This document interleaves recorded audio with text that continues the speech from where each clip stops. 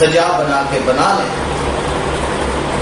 اور اس میں بنا فکرو بھی ہے میں روحی اپنے روح کو پھونک دیں تو تب تم سب سجدے میں گر جانا. یعنی روح پھونکنے سے پہلے حکم سجدہ نہیں ہوا. اس بت کو یہ مقام غور و فکر ہے. حکم سجدہ ملائکہ کو روح اپنی وانا فختوں کی ہے اور ہم نے اس میں داخل فرمایا پھونک دی من روحی اپنے روح. تو حکم سجدہ روح اپنی داخل فرمانے کے بعد ہوا. تو مقام غور و فکر یہی ہے کہ حق تعالیٰ کی ذات بندوں نے یہ اربا ناصر کا جو لباس تیار کیا در حقیقت اپنے روح کو اس میں پوشیدہ کرنے کے لیے یہ مکان بنایا. اور جب اپنے روح کو داخل فرما لیا تب فرشتوں کو حکم سجدہ دیا. اس سے قبل تو گویا سجدہ حق تعالیٰ کی ذات بندوں نے پردہ لباس آدم نے شکل آدم نے بت آدم نے خود کو چھپا کر خود کو ہی کروایا. تو میرے عزیزوں میرے دوستوں اس مقام کے اوپر غور و فکر کریں. اس میں بے حد نشانی ہے. تو فرمایا جا رہا ہے قلب الانسان و بیت الرحمن. انسان کا دل رحمان کا گھر ہے. گھر اور عرش میں زمین و آسمان کا پھر فرق ہے. مرتبہ انسانیت جن کو عطا ہے ان کے دل حق تعالیٰ کی ذات پاک کی شانت اور نور کی یاد میں رہتے ہیں. اس وجہ سے وہ بیت اللہ ہے. بیت الرحمان قلب الانسان رحمان کا گھر بن جاتے ہیں. لیکن جب کوئی انسان مرتبہ کمال کی طرف گامزن ہوتے ہیں اور ذات الہی کے عشق میں اپنی ہستیوں سے فارغ ہو کر جو کوئی چاہتا ہے کہ اپنی ہستی کے ساتھ بارگاہ ذات حق میں پہنچے تو وہ تو شرک و کفر اور دوئی میں مبتلا ہے. اس کی وہاں کوئی رسائی نہیں ہے. جس کسی نے بارگاہ ذات حق میں پہنچنا ہے تو میرے عزیزوں میرے دوستوں میرے بھائیوں وہ اپنی خودیوں کو اپنی ان ناقص و فانی ہستیوں کو مٹا کر بارگاہ ذات حق میں جو پہنچتا ہے اسے حق تعالیٰ کی ذات پر نور قبول فرما لیتے ہیں. جو اپنی ہستیوں کو اپنے گھر میں چھوڑ کر آتے ہیں نیست و نبود کر کے آتے ہیں. تو ایک بزرگ اسی ضمن میں فرماتے ہیں ہستی تیری سے جب کے نام ایک تار نور ہے میدان عشق میں تیری کب آبرو ہے. اگر تو میدان عشق میں قدم رکھنا چاہتا ہے تو اس کا مطلب اس بند کا یہ ہے کہ اپنی ہستی کو یکسر نیست و نبود کر کے اگر تو آئے گا تو پھر میدان عشق میں تمہیں ویلکم کہا جائے. کیونکہ حق تعالیٰ کی ذات پاک واحد و یکتا یگانہ قدیم آحد و باحث ذات ہے. وہاں کسی دوسرے کی تو گنجائش ہی نہیں. اور جو شکلیں ناقص عارضی اور فانی ہیں وہ ہستی کیسے ہو سکتی ہیں؟ جو چیز عارضی ہے جو ناقص ہے جو فانی ہے اور جس کا اپنے اس وجود ہستی پر کوئی اختیار نہیں ہے وہ ہستی نہیں ہے. یہی تو غور و فکر کرنا ہے. اب غور و فکر کریں ہر انسان کیا اپنے جسم کے ہاتھوں کے ناخنوں کو یا پاؤں کے ناخنوں کو بڑھنے سے روک سکتا ہے؟ یعنی ایک بار تراش لے اپنی مرضی کے مطابق تو پھر کیا اپنے ناخنوں کو حکم دے کہ آئندہ نہ بڑھے؟ تو پھر یہ اختیار کس کا ہے؟ یا اپنے سر کے بالوں کو ایک بار اپنی مرضی کے مطابق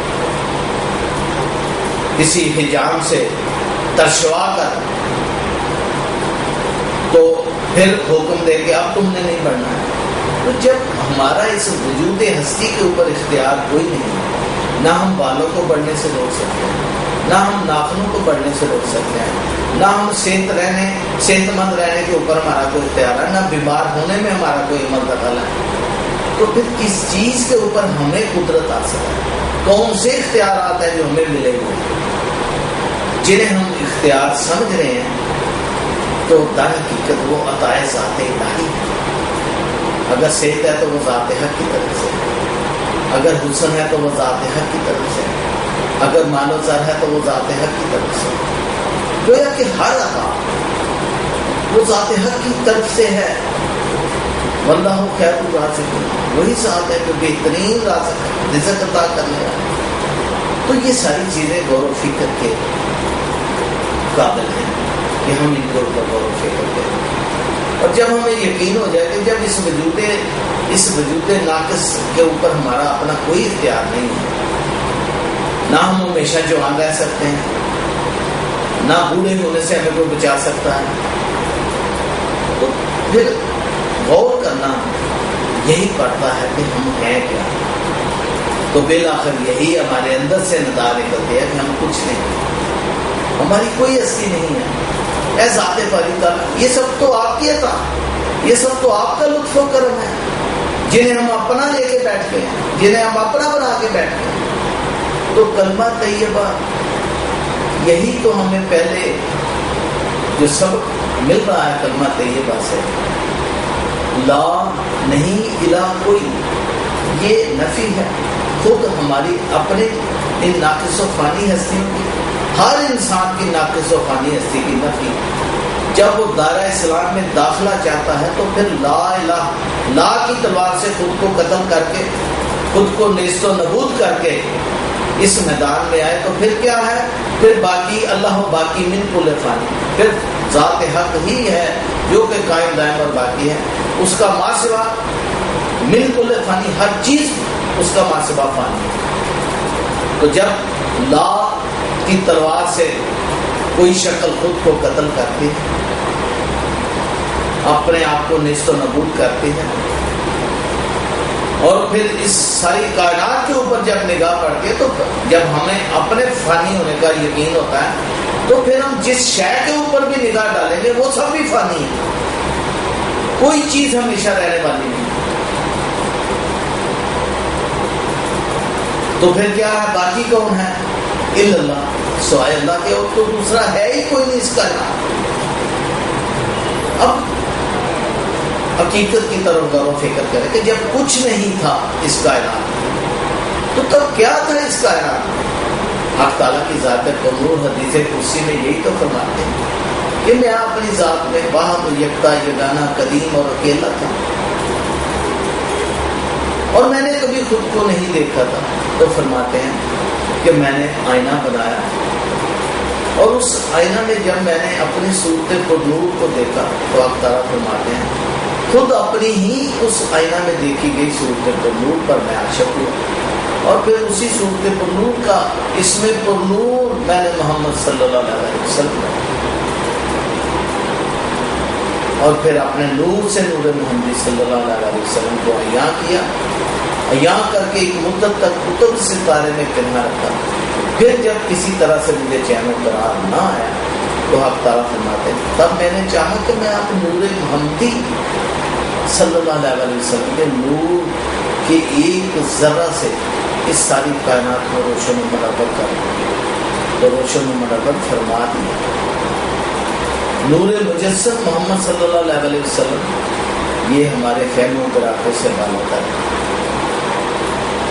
جس شان نور مجسم صلی اللہ علیہ وسلم کے نور کا ایک ذرہ اس ساری کائنات کو منور کرنے کا باعث بنا، 1,26,000 انبیاء علیہ السلام کے قلوب کو منور کرنے کا سبب بنا، اصحابہ امامین اور اولیاء اللہ کے قلوب کو منور کرتا چلا رہا۔ تو پھر نور مجسم شان کا فقط آپ ہی کی شان، جو کہ عین و عین حق تعالیٰ کی شان کو دور تک اپنا نور مجسم جل رہا ہے، کیونکہ آئینہ میں ذات حق نے کسی اور کی شکل نہیں دیکھی، کسی اور کی صورت نہیں دیکھی، خود کو دیکھا، خود پہ ذات حق خود عاشق ہوئے، گویا اللہ شان اللہ تعالیٰ میں ذات حق عاشق بنے، اور جو آئینہ میں اپنی صورت پر نور دیکھی اس کا اس میں نور محمد رکھ کر اس صورت کو نور کو اپنا مشروع اور محبوب بنا دیا۔ عارفان الہی عاشقان الہی، تو وہ یہ ذات ایک ہی نظر آتی ہے۔ اب ذات حق اسی لیے تو فرما رہے ہیں کلام پاک میں اللہ کو نور السماوات والارض، اللہ آسمانوں اور زمین کا نور۔ تو میرے عزیزوں، میرے دوستوں، میرے بھائیوں، حق تعالیٰ کی شان پر نور کا نور آسمانوں اور زمین میں۔ اب زمین کے اوپر یا تو کوئی بتائے کہ وہ نور کدھر ہے، لیکن ہمیں ذات حق نے جو عرفان عطا فرمایا، جو کلام پاک سے ثابت ہے، جو حدیث پاک سے ثابت ہے، حدیث قدسیوں سے ثابت ہے، وہ تو زمین کے اوپر ذات حق نے اپنے نور کا نور مجسم جلوہ فقط حضور کو نور مجسم محمد مصطفیٰ احمد مجتبیٰ صلی اللہ علیہ وسلم کی شان کو نور میں فرمایا۔ آسمانوں پر حق تعالیٰ کی ذات کو نور کا اس میں نور اللہ ہے، اور زمین پر شان بشر میں اپنا جلوہ فرمانے کے لیے یہ جو وجود ہے، یہ جو وجود آدم ہے، اس کو بشر بھی کہتے ہیں۔ تو وہو ظاہر یہی تو ہے، وہو باطن حق تعالیٰ کی ذات نور نے جو اپنی فنفخت فیہ من روحی، اپنی جو روح پھونکی ہوئی ہے، وہ روح ہے جو باطن ہے۔ وہو الباطن، ذات حق فرماتے ہیں وہو الاول، میں ہی اول ہوں، وہو الآخر، میں ہی آخر ہوں، وہو الظاہر، میں ہی ظاہر ہوں۔ اب وہو الباطن، اور میں ہی اس ظاہر میں چھپا ہوا ہوں۔ تو چونکہ ان کو غور و فکر کی توفیق نہیں ہے، ان علماء سو کو اور ان ناقص پیران عظام کو، تو میرے عزیزوں، میرے دوستوں، یہ سلسلہ پاک ہے، اس کو ہی سینہ پسینہ یہ حضور کو نور کی شان کو نور سے چلا رہا ہے، اور یہ منور کرتا ہے انسانوں کے قلوب کو۔ یہ گوشت کا لوتھڑا جو دل، جسے لوگ اپنا قلب سمجھتے ہیں، دل سمجھتے ہیں، یہ ایک پمپ ہے، خون کو سرکولیٹ کرتا ہے جسم میں۔ یہ حقیقی قلب نہیں ہے، قلب مجازی ہے۔ کوئی قلب حقیقی کی پہچان تو کرے، قلب حقیقی کی پہچان اتنی آسان نہیں ہے، جہاں پر ذات حق کی تجلیات کا ورود ہوتا ہے، جہاں پر صفات نورانی اور رحمانی کا ورود ہوتا ہے۔ تو میرے عزیزوں، میرے دوستوں، ایک ایک چیز کے اوپر غور کریں کہ یا تو یہ علماء سو بتائیں کہ زمین کے اوپر پھر حق تعالیٰ کی ذات پر نور کا نور کہاں ہے، جب اللہ تعالیٰ کی شان پر نور، یہ تو پھر کلام پاک کی نفی ہو گئی نا۔ اگر کوئی تسلیم نہیں کرتا اس مقام کو، تو وہ گویا کلام پاک کی نفی کر رہا ہے، کلام پاک کا منکر ہو رہا ہے کہ وہ زمین کے اوپر حق تعالیٰ کی ذات پر نور کے نور کو تسلیم نہیں کرتا۔ یا تو وہ خود ڈکلیئر کرے کہ میں اندھا ہوں، میں مادر ذات اندھا ہوں، ومن کان فی ہذہ اعمی، حق تعالیٰ کلام پاک میں فرماتے ہیں جو اس دنیا میں اندھا ہے فہو فی الآخرۃ اعمی، اور وہ آخرت میں بھی اندھا ہی رہے گا۔ اس سے مراد ان ظاہری آنکھوں کا اندھا پن نہیں ہے۔ ومن کان فی ہذہ اعمی سے مراد ہے کہ جس کو حق تعالیٰ کی ذات پر نور کا زمین کے اوپر وہو ظاہر اللہ نور السماوات والارض جلوہ نظر نہیں آ سکا، اس زمین کے اوپر وہو ظاہر وہو باطن جلوہ جس کو نہیں نظر آ سکا، وہ مادر ذات اندھا ہے، وہ گونگا ہے، وہ بہرا ہے۔ تو میرے عزیزوں، جس کو وہو ظاہر اور وہو باطن حق تعالیٰ کی شان و نور کا انکار ہے، تو وہ تو منکر ہیں، وہ تو کافر لوگ ہیں، منافق لوگ ہیں، مشرک لوگ ہیں۔ کلام پاک پڑھتے ہیں، یہ کہنا واجب ہے کہ ہمیں اس کی سمجھ نہیں ہے، ہم اس مقام کی حقیقت کو نہیں سمجھ سکتے، یہ کہنا واجب ہے۔ لیکن اس کا انکار کرنا کہ حق تعالیٰ کی ذات پاک کا وہو ظاہر زمین کے اوپر جلوہ، اگر میں اندھا ہوں تو مجھے تسلیم ہے کہ میں اندھا ہوں۔ تو اگر حدیث قدسی کی روح سے دیکھیں تو پھر زمین کے اوپر حق تعالیٰ کی شان پر نور کا نورانی جلوہ، نور مجسم جو تھا، وہ حضور کو نور نبی کریم صلی اللہ علیہ وسلم محمد مصطفیٰ احمد مجتبیٰ صلی اللہ علیہ وسلم میں ظاہر اور یہاں ہوا، اور پھر آپ کے نور سے نور منور ہوئے 1,26,000 انبیاء کے قلوب، وہ بھی حق تعالیٰ کی ذات قدوم کے نور کا ہی اظہار ہوا، ایک نور مجسم فقط آپ کی شان، کیونکہ آپ کی شان کو نور خود ہی تو فرما رہے ہیں۔ کلام پاک بھی آپ کی زبان کو نور سے نکلے ہوئے کلمات ہیں، حدیث قبول بھی آپ کی زبان کو نور سے نکلے ہوئے کلمات ہیں، تو آپ کی شان کو نور کیا فرماتے ہیں؟ انا من نور اللہ، میں اللہ کا نور، والخلق کلہم من نور، اور یہ تمام خلقت جہان آگے میرے نور سے۔ تو میرے عزیزوں، اسی خلقت جہان میں سے 1,26,000 پیغمبران خدا کا ظہور بھی ہوا، اور وہ بالواسطہ اب نور محمدی صلی اللہ علیہ وسلم سے ظاہر ہو گیا۔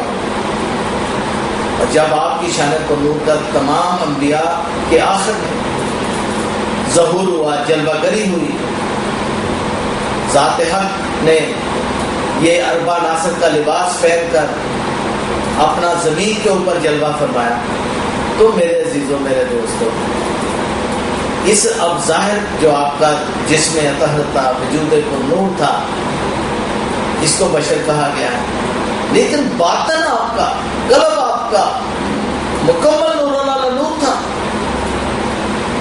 تو حقیقت میں نور جو ہے یہ باطن ہے۔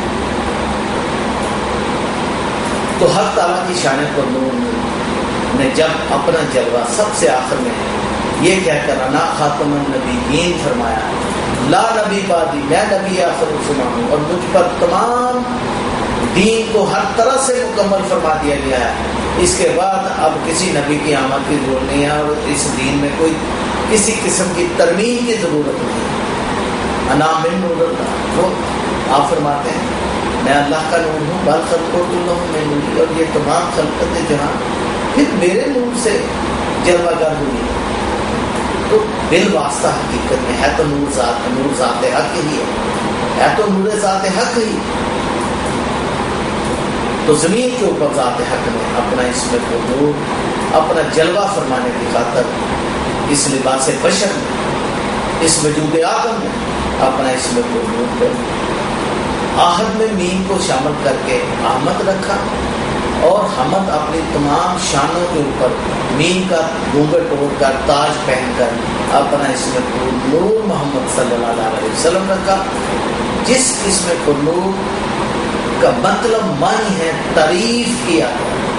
تو گویا حق تعالیٰ کی شان نور اللہ نور نے اپنی تمام صفات رحمانی اور تمام صفات نورانی کو یکجا کر کے مکمل شان نور مجسم صلی اللہ علیہ وسلم میں سے ہو کر ظاہر ہوا۔ تو میرے عزیزوں، میرے دوستوں، میرے بھائیوں، اب اس صورت کو نور میں جب ذات حق نے اپنی جلوہ گری فرمائی تمام انبیاء کے آخر میں، اور دین کو ہر طرح سے مکمل فرمایا، کوئی بھی چیز باقی نہ چھوڑی، ہر چیز کو اس کتابے کو نور میں مکمل فرمایا۔ تو میرے عزیزوں، اب کیا فرمایا جا رہا ہے؟ اب انسان کے ساتھ ذات حق کا قرب فرمایا جا رہا ہے۔ اسی کلام پاک میں ذات حق کا انسان کے ساتھ منسلک ہونا فرمایا جا رہا ہے۔ وہی جو میں نے آپ کو پہلے عرض بھی کر دیا کہ نحنو قرب، اب شارک کہاں ہے؟ غور تو کرو نا، یہ جسم میں جو ہمارے حلق میں سے جو مین نالی جو ہے، بڑی نالی جو ہے، اس کو شارک کہا گیا، جس میں سے خوراک وغیرہ کھانا ہر چیز گزر کے جاتا ہے۔ تو فرمایا نا اس سے بھی زیادہ قریب، تو پھر کیا ذات حق کو ہم اس وجود سے باہر قرار کر اپنے ناقص عقلوں سے دیں؟ تو پھر یہ فرمانے کا مقصد تو کوئی نہ باقی رہا کہ ذات حق فرماتے ہیں کہ میں انسان کو اس کی شارک سے زیادہ قریب ہوں، کافی الفوں سے تم اور تمہاری جانوں میں، لیکن تم غور نہیں کرتے، فکر نہیں کرتے۔ وَهُوَ مَعَكُمْ، جہاں کہیں تم کو حق تعالیٰ فرما رہے ہیں کلام پاک، آئینہ مَعَكُمْ، تم میں تو ہم وقت تمہارے ساتھ۔ تو میرے عزیزوں، حق تعالیٰ کی شان قبول میں جو یہ فرما دیا ہے، آپ سورہ سبا کی آیت مبارکہ 23واں سپارہ میں کہ جب میں نے آدم کو ٹھیک ٹھاک کر کے مکمل کر لیا، یعنی سجا بنا لیا، خوبصورت بنا لیا، تو تب اس نے فرمایا بانا فقط فیہ من نور، میں نے اپنے نور کو داخل کر دیا۔ تو بتائے صحیح کوئی اس چیز کی نفی کرے، جو نفی کرے گا وہی کافر اور مشرک ہوگا۔ میں نے پھر پہلے بھی عرض کیا کہ یہ کہنا کہ ہماری فہم و عقلوں سے یہ مقامات بالا تر ہے، عین حق ہے، لیکن ان کا انکار کرنا جو ہے یہ کلام پاک کا انکار کرنا ہے، اور کلام پاک کی زیر زبر کا بھی جو انکار کرتا ہے وہ بھی مشرک، منافق اور کافر ہے۔ تو میرے عزیزوں، میرے دوستوں، میرے بھائیوں، حق تعالیٰ کی شان کو نور نے یہ جو مقامات انسان کے اندر ہم جو بتائے ہیں، روح بھی انسان کے اندر ہے، جان بھی انسان کی جسم کے اندر ہے، اور شارع بھی انسان کے جسم کے اندر ہے، تو پھر ذات حق کا ٹھکانہ کہاں ہوا؟ کہاں ہے وہ ذات پاک؟ تو اسی لیے تو فرمایا کہ اول بھی میں ہوں وہو الاول، اور آخر بھی میں ہوں، اور اب فرمایا گیا وہو الظاہر بھی میں ہوں، اور وہو الباطن بھی میں ہوں۔ باطن یہی مقامات ہیں، شارع سے قریب، ہماری جانوں میں پنہا، ہمارے اندر روح ذات حق کی، اور جہاں کہیں ہم ہیں وہ روح تو ہمہ وقت ہمارے ساتھ ہے، وہ جان تو ہمہ وقت، جب تک سانس میں سانس ہے وہ جان تو ہمہ وقت ہمارے ساتھ ہے۔ تو اس لیے فرمایا جہاں کہیں تم ہوتے ہو میں تمہارے ہمراہ ہوں۔ تو اس ضمن میں ایک واقعہ پیش کر دیتا ہوں میرے صرف آپ کی پہچان کی خاطر، کہ آپ کو شاید بہتر سمجھ آ سکے۔ حضرت موسیٰ کی ذات پر نور، ایک روز حق تعالیٰ کی شان پر نور سے ہم کلام ہوئے، تو حق تعالیٰ کی ذات پر نور فرماتے ہیں کہ اے موسیٰ، ہم تو ہمہ وقت تمہارے ساتھ ہی ہوتے ہیں، ایک لہجے کے لیے بھی تم سے جدا نہیں ہوتے۔ تو حضرت موسیٰ کی ذات پر نور نے ایک عجب سا سوال پیش کر دیا۔ آپ فرماتے ہیں، عرض کرتے ہیں حضرت موسیٰ کی ذات پاک، کیا ذات باری تعالیٰ، آپ فرماتے ہیں کہ میں ہمہ وقت ہے موسیٰ تمہارے ہمراہ ہی ہوتا ہوں، تو اے ذات باری تعالیٰ، جب میں اپنی زوجہ کے ساتھ ہم بستری کے لیے مصروف ہوتا ہوں تو اس وقت بھی آپ ہمراہ ہی ہوتے ہیں؟ تو ذات حق فرماتے ہیں کہ ہاں موسیٰ، میں اس وقت بھی وہیں موجود ہوتا ہوں۔ تو اب حضرت موسیٰ کی شان قلوب، ذات قلوب فرماتے ہیں ذات باری تعالیٰ، کیا آپ حیا نہیں محسوس کرتے جب میں اپنی زوجہ سے مصروف ہوتا ہوں؟ تو ارشاد پرنور ہوا کہ موسیٰ، اب جب تم اپنی زوجہ کے پاس جانے کا ارادہ کرو گے تو میں وہاں سے چلا جاؤں۔ لہٰذا ایک روز حضرت موسیٰ کی ذات پرنور کا اپنی زوجہ کے پاس جانے کا ارادہ ہوا، تو جب حضرت موسیٰ کی شان پرنور قریب ہوئے تو وہ ایک دم گر گئی۔ حضرت موسیٰ کی شان پرنور نے نبضیں چیک کی، دیکھا سانس بھی رک گئی ہے، نبضیں بھی بند ہو گئی ہیں، اور وہ مردہ ہے۔ حیرت ہوئی کہ ایک لہجے، ابھی تو بیٹھی میرے ساتھ میری زوجہ باتیں کر رہی تھی، سب کچھ تھا، تو ایک لہجے میں یہ کیا ہوا؟ تو میرے عزیزوں، میرے دوستوں، میرے بھائیوں، جب ارادہ ٹوٹ گیا، پیچھے ہٹے تو پھر وہ اٹھ کے بیٹھ گئے۔ اب کئی بار ایسا ہوا، ہر بار جب حضرت موسیٰ کی ذات قلوب اس ارادے سے آگے بڑھتے تو وہ ایک دم گر پڑتی اور مردہ ہو جاتی۔ تو میرے عزیزوں، حضرت موسیٰ کی ذات قلوب کوہ طور پر پھر تشریف لے گئے اور جا کے ذات باری تعالیٰ سے عرض کیا کہ اے ذات باری تعالیٰ، آج میرے ساتھ ایک عجیب واقعہ، جب میں اپنی زوجہ کے پاس اس ارادے سے ہٹتا تھا، صحبت کے ارادے سے، تو وہ مردہ ہو جاتی تھی، اور جب پیچھے ہٹتا تھا تو اٹھ کے بیٹھ جاتی تھی۔ تو اے ذات باری تعالیٰ، میں اس بھید کو سمجھ نہیں سکتا کہ یہ کیا معنی ہے۔ تو اب حق تعالیٰ کی شان کو نور فرماتے ہیں، موسیٰ تمہیں نے تو کہا تھا کہ اے ذات باری تعالیٰ، آپ حیا نہیں محسوس کرتے تو میں وہاں سے چلا جاتا تھا۔ اب اس چیز کے اوپر غور کریں جو کلام پاک میں وفی انفسکم، میں تمہاری جانوں میں ہوں، تو گویا اس وقت حق تعالیٰ کی ذات قلوب حضرت موسیٰ کی زوجہ پاک کے جسم میں سے نکل جاتی تو وہ مردہ ہو جاتی تھی۔ تو میرے عزیزوں، میرے دوستوں، میرے بھائیوں، حق تعالیٰ کی شان نور میں اپنا ہونا حضرت موسیٰ کی شان نور کے اس واقعہ میں سے ثابت اور یہاں فرما دیا۔ تو میرے عزیزوں، میرے دوستوں، جو حق تعالیٰ کی شان نور فرماتے ہیں، وفی انفسکم، میں تمہاری جانوں ہوں، افلا تبصرون، لیکن تم غور و فکر نہیں کرتے۔ تو ہے میرے عزیزوں، میرے دوستوں، وہ واقعہ ثابت ہوا حضرت موسیٰ کی ذات پاک سے جا کر۔ تو میرے عزیزوں، میرے دوستوں، میرے بھائیوں، آپ بھی غور کریں گے جب ہمارے جسموں میں سے جانیں نکل جاتی ہیں تو پھر پیچھے باقی کیا ہوتا ہے، یہ ذرا غور کریں۔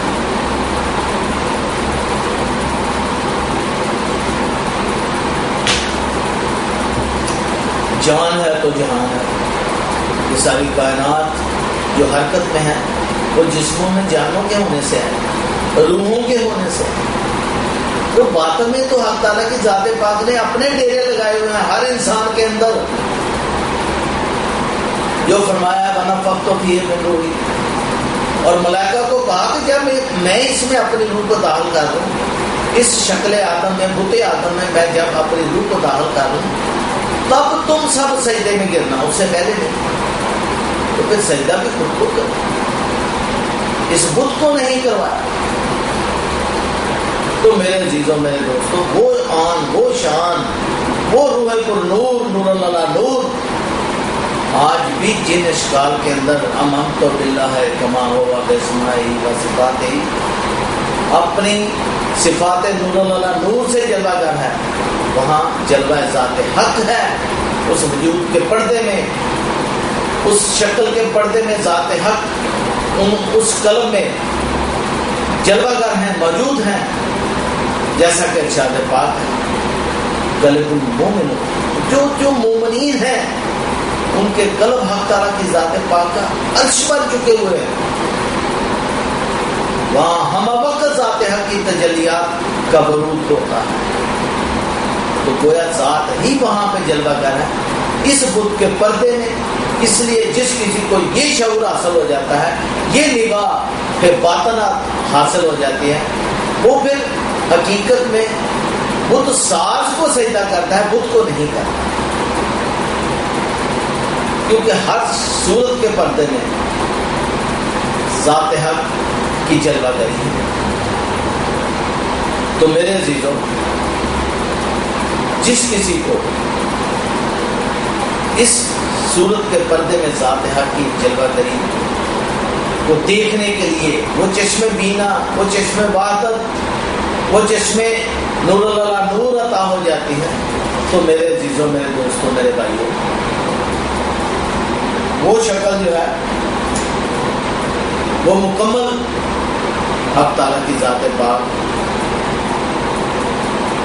کا عین و عین جلوہ ہوتی ہے۔ ہم نے ان بتوں کو ہستیاں سمجھ رکھا ہے، ان بتوں کو ہم نے سب کچھ اپنا بنا رکھا ہے، جبکہ یہ بت کچھ بھی نہیں ہے، ان بتوں کی حقیقت کچھ بھی نہیں ہے۔ تو میرے عزیزوں، میرے دوستوں، سجدہ ہر حال میں حق تعالیٰ کی ذات پاک کو ہے، اور جو کوئی بت کو سجدہ کرتا ہے وہی مشرک، کافر اور بت پرست، آتش پرست، جو کچھ بھی ہے۔